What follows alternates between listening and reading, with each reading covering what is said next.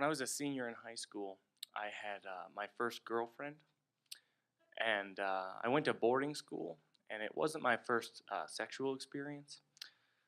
When I was a few years earlier, a friend of mine who I'd grown up with came to pick me up at the school and took me out for a movie.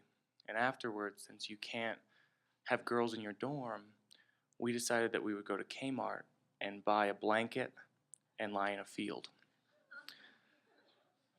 But Kmart didn't have a blanket, so we got a fitted sheet. And we couldn't find a field, so we were on the first tee of a golf course. I mean, it was really like, that first time where you're like, there's someone, it's it, this is the person, I found her. And she was great, she was just like, so beautiful, and she played tennis, she wrote for the newspaper, and she was kind of a bad girl, and I was kind of like a dorky, nerdy kid, and so I was like, yeah, this is my bad girl phase.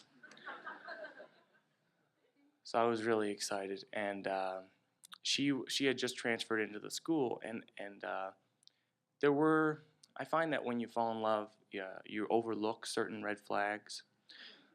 One of them was that she was a liar. Her father worked at AT&T, and one time she was at his office and stole a list of people's phone cards. And that she would use each one until they would be suspicious, and then she'd throw it away. So, well, what are you gonna do?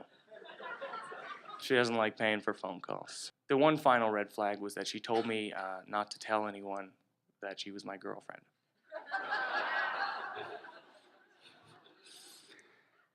Because she had a boyfriend that at home that she was breaking up with. We'd been going out about 2 months, and we went to Christmas break, and she invited me over Christmas break to visit her house in Rhode Island. And I thought that this was my great moment. So I drive my mom's Volvo station wagon from Cape Cod to Rhode Island, and I'm thrilled. I remember the song Glycerine by Bush was on the radio. It was very popular at the time. It was like my love anthem. I was like, this is my song. They know. And I got there, and there she was, and her parents were there too, and this other guy was there. And his name was Paul, and we were all hanging out. And slowly it dawns on me that I'm hanging out with my girlfriend's boyfriend. They suggested that we go hang out at his house. And it's a very nerve-wracking thing meeting your girlfriend's boyfriend's parents for the first time. You don't want to make a bad impression. So anyway, I said, we need to talk, so let's meet at the hockey game. Okay, I go to the hockey game. Hockey game's going on. She's not there yet. Hockey game ends. Still no sign. It dawned on me that Jeff was her new second boyfriend. And then I was out of the picture. And it was that horrible, lonely feeling where you're walking around someplace, there's people all around, and there's only one person that you want to be with. At that moment, no matter how mean of things that she would say, I wanted to hear that only kiddin'.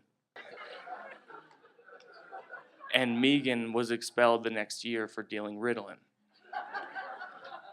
And at boarding school, you have to, you can't go to the graduation. If you're expelled, it's very important that you don't go. It's real strict. And really, and Megan showed up, I found out, in a disguise, in a wig and sunglasses. I just thought that was so interesting, the idea that you could want to be in a place so bad that you have to be in disguise, And then I thought, for the 3 months that we were together, I was in the wig and sunglasses. Thank you.